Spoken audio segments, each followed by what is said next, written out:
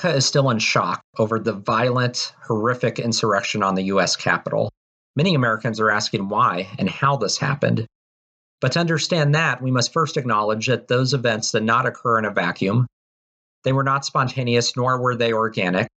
And while President Trump certainly fanned the flames with his false allegations of election fraud and his gaslighting of the American people over the last 4 years, in many aspects, the forces that gave rise to the Capitol attack predated Trump entirely. To understand how to respond to these forces effectively, we must put them in context and know what gave rise to the horror that we saw a couple weeks ago. Congress has already started to react with impeachment. 10 Republican lawmakers joined their Democratic counterparts in voting for impeachment in the U.S. House of Representatives. One of those Republican lawmakers, freshman Peter Meyer, spoke to the press recently, and his words were startling. The folks who have been duped, who have been, told things by people that they trusted, that weighs heavily on all of us. I mean, that is something that I'm extremely concerned about. And again, I realize, I was one of 9 freshmen who voted to uphold the election and not to vote to overturn. My colleagues have been harassed on the street. They've had mobs swarm them at airports. Some of them have had death threats and are currently under armed protection. We realized that was a vote that we cast that put our safety at risk. And going forward, I'm expecting there will likely be more political violence.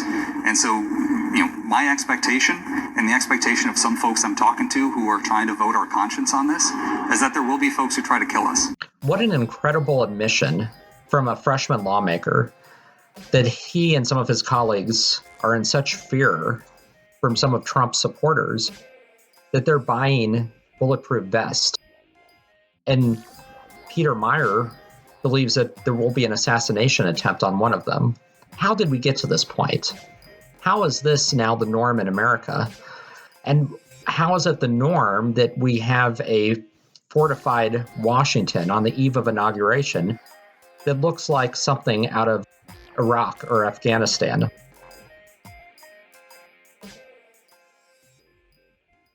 We must first acknowledge that there are 3 pillars to Trump's army. These 3 pillars, individually, either one of them would not be enough to give rise to the type of personality cult that has wreaked havoc on our country. But together, these 3 pillars provide a foundation that is going to be tough and challenging to tackle for years to come. So the 3 pillars of Trump's army, I've defined them as such. Number 1, the realtors of resentment. Number 2, the purveyors of paranoia. And number 3, Trump's evangelical enablers. Now let's realize that these 3 pillars make up what, at the beginning of Trump's presidency, was called the alt-right, the alternative right. White nationalist, white supremacist, anti-government type, paranoid individuals, those who had cult-like tendencies, Christian nationalists. But now, what was once the alt-right has become the mainstream right. And the former mainstream right, mainstream conservatives, are now in the minority. The first pillar of Trump's army, the realtors of resentment. So these are the personalities and the media outlets and channels that focus on grievance politics. So these are the ones that continually message to Trump's base that they have been left behind by mainstream politicians, that they are ignored or looked down upon, that they have been left behind as far as the economy is concerned, as far as jobs, as far as realizing the American dream. So these are personalities like Tucker Carlson on Fox News, who is a master manipulator of resentment and grievance politics and victimhood. Most recently, Tucker said that faced the camera and told Americans directly that they were not responsible for the carnage that we saw at the U.S. Capitol, that politicians were. So it's about victimhood, and it's about telling a group of Americans that they have been wronged and that they continue to be wronged by the political class. Tucker is joined in this by personalities such as Laura Ingraham, Mark Levin on the radio, Lou Dobbs, also on Fox News. So it's this populist nationalist frenzy with a focus on economic populism. So really speaking to blue-collar workers with no college education, especially those that live in Rust Belt areas where the factories are gone and the jobs are scarce, and telling them that Trump is their savior and everybody else, including mainstream Republicans as well as the Democratic Party, is the enemy and is constantly conspiring to keep them down. So over time, that builds and builds, and it creates frustration. And many of these workers, whether it's localized issues pertaining to loss of jobs, lack of education, lack of economic development, those local problems get transferred upon national politicians, upon the National Democratic Party, and people like the Speaker of the House, Nancy Pelosi. Because of these personality types. In addition to Tucker and Laura and Mark Levin and Lou Dobbs, you have entire outlets that specialize in this. Breitbart, Fox News, Newsmax. So these realtors of resentment cultivate grievance and victimhood until it builds and builds and builds. And many of these Americans feel like they have no other recourse but to act extra legally and illegally. And they feel like they are acting correctly and rightly because they feel justified based on the messaging that they're getting from these alt-right media personalities. And I want the American public to know right now that we will not be intimidated. American patriots are fed up with the corruption from the local level to the highest level of our government, and we are going to take this country back. We are not going to be intimidated. We are not going to back down. We are going to clean this mess up now. President Trump won by a landslide. We are going to prove it, and we are going to reclaim the United States of America for the people who vote for freedom. The second group is what I call purveyors of paranoia, the second pillar. So these are individuals and channels and outlets that specialize in conspiracy theory, paranoia. Again, this is something that predates Trump, going back to the conspiracy over Obama's birth certificate, that he wasn't a quote-unquote real American, to the Jade Helm conspiracy theory, which claimed that military bases in Texas and other states in the South were being used to conduct secret exercises that would install martial law upon the population and eventually take Americans and use them as labor and keep them in internment camps. Again, crazy conspiracy, but this was pretty rampant during the Obama administration. And the thought was that President Obama was going to do this, especially to quote unquote real Americans who lived in the South and in other parts of the country. Oh, okay. YouTube, Q's plan to save the world. What's Q stand for? We don't exactly know who Q is, okay? Q is not one person, okay? Q is a bunch of people.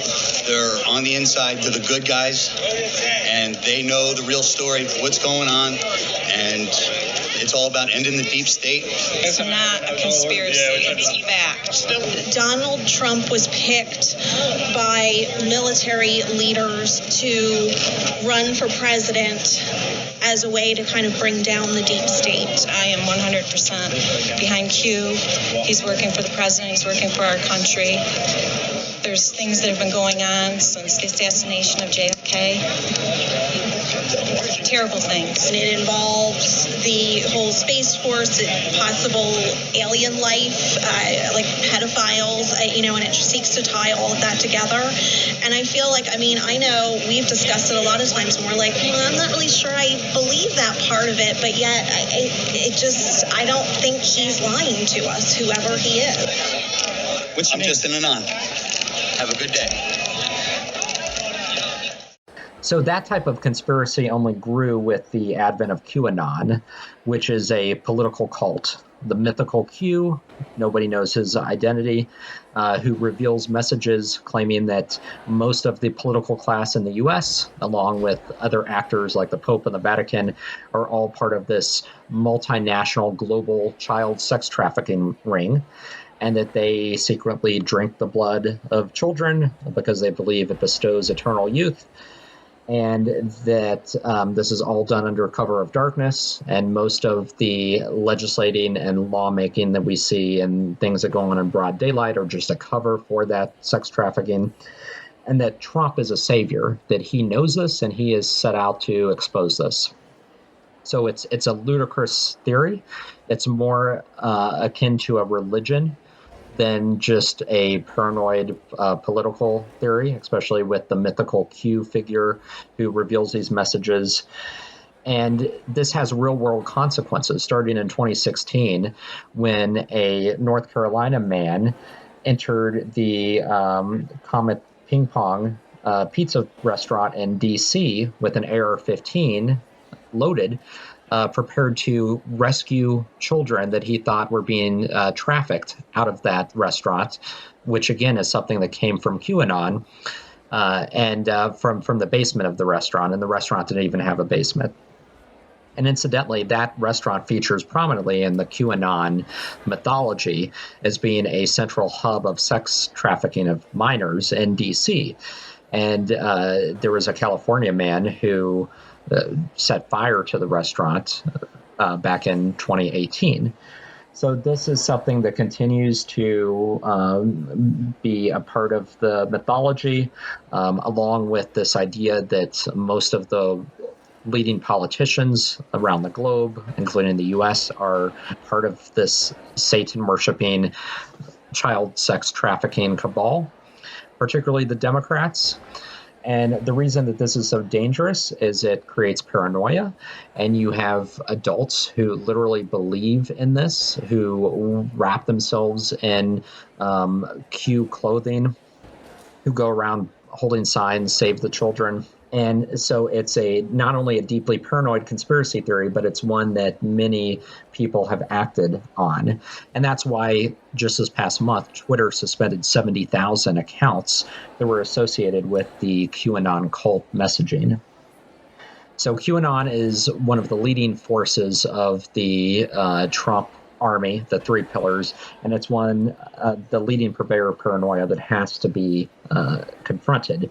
But in addition to QAnon, you have other entities like the Oath Keepers and the Three Percenters, which are militia movements, many of whose members were prominent in the U.S. Capitol attack.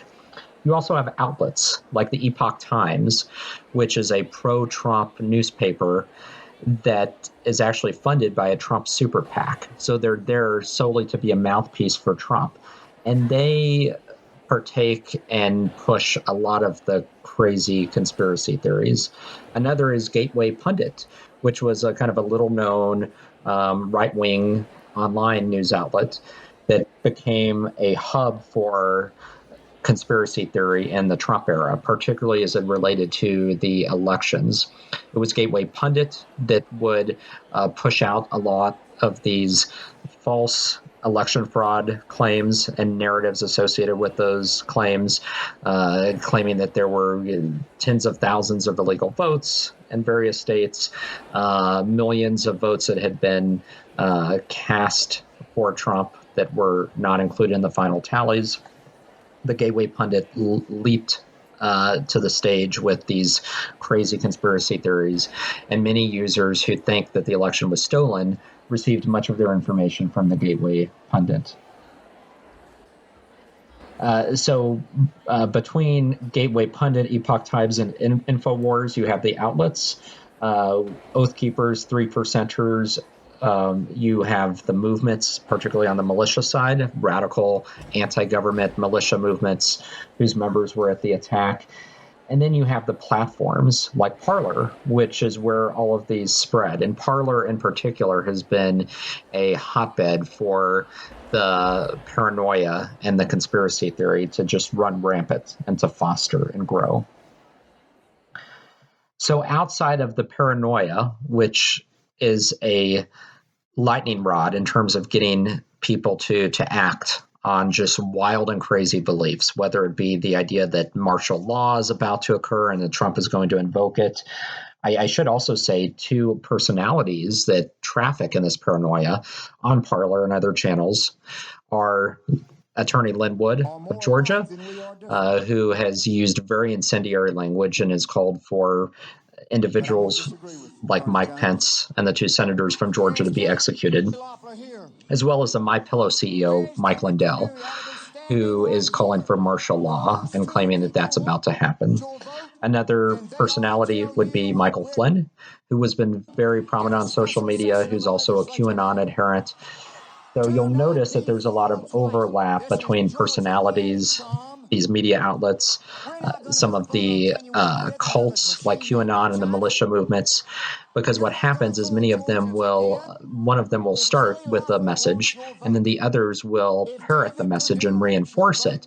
And so it becomes a constant feedback loop where the message continues to be reinforced by multiple far-right channels, and it's repeated over and over and over again until people believe it and come to believe it because they exist in media silos and they tend to just follow information from a handful of sources, and when all of those sources are saying the same thing, it becomes much more believable. So silos are one of the key drivers of the misinformation campaigns that we see on the far right. And these echo chambers where users solely believe and grasp at information only from these channels because they've been taught and told by the president, by his gaslighting, that the mainstream media cannot be trusted and any other media outside of this small hub is not to be trusted. So the third channel, or third pillar, I should say, is the evangelical enablers. Now I wrote something off the cuff, if I can read this. Okay. God gave us grace on November 8, 2016 to change the course we were on. God had been taken out of our schools and lives. A nation had turned its back on God. So these are the leaders in the faith community that have provided the support that Trump needed to have credibility as a thrice married man with a very spotty, poor record when it came to morality. Trump started with zero credibility among evangelicals.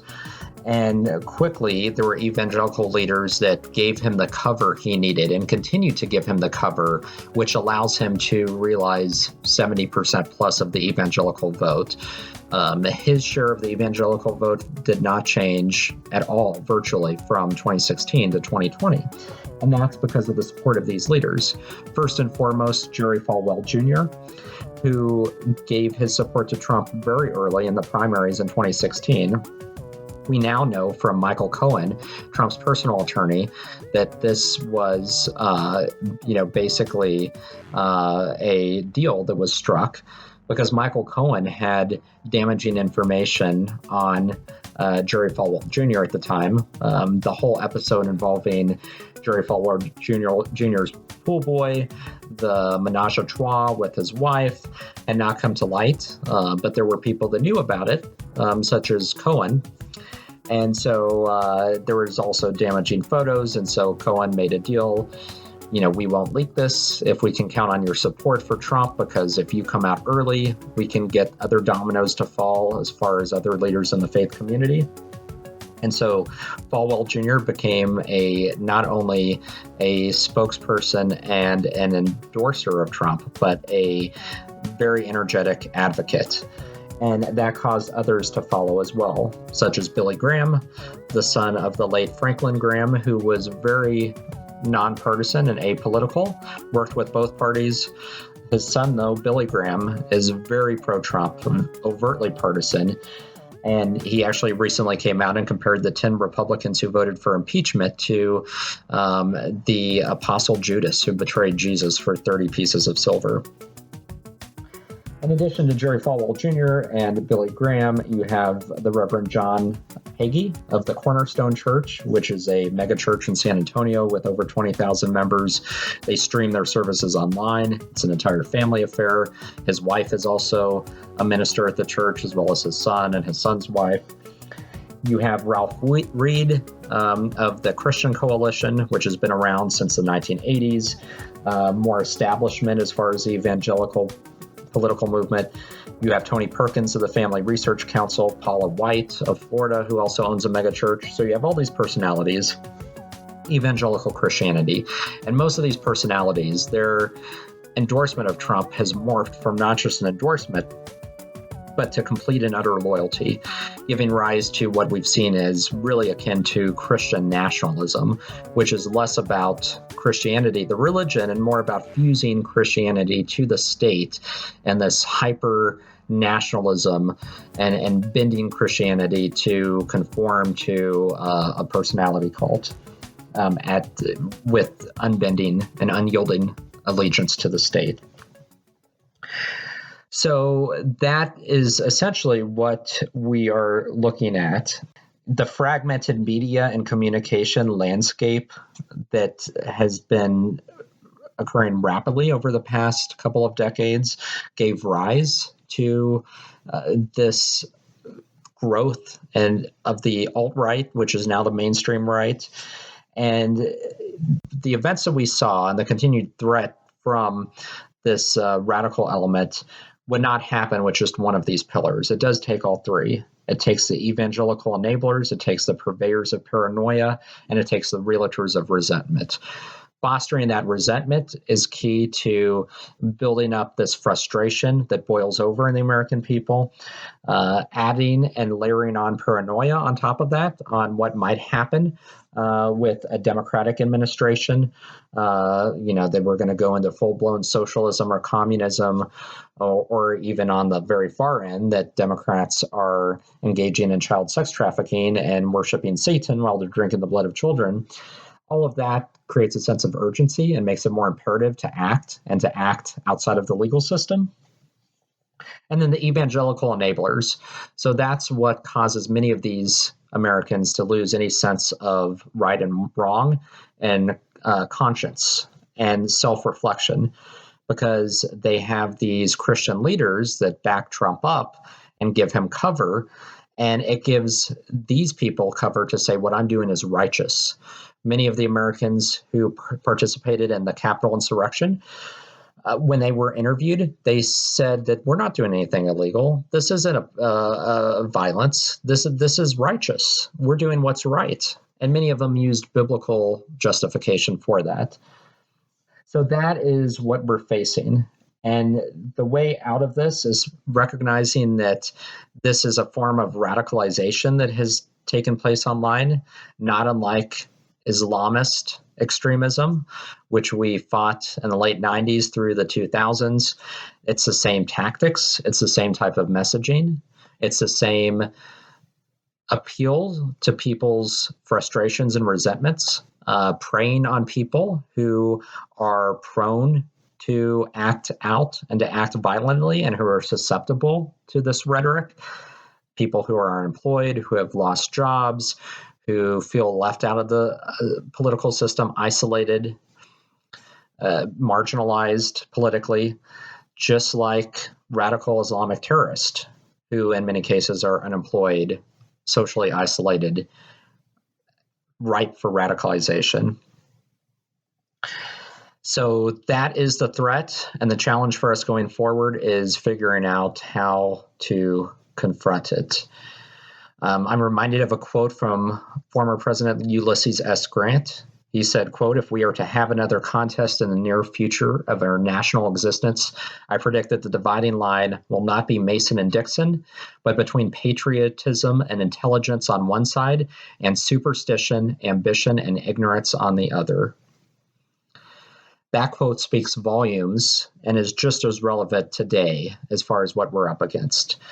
And really, it's going to come down to not just policymakers, but us as a society taking ownership and having these difficult conversations and confronting these examples where we find them, pushing back against the realtors of resentment, the purveyors of paranoia, and Trump's evangelical enablers.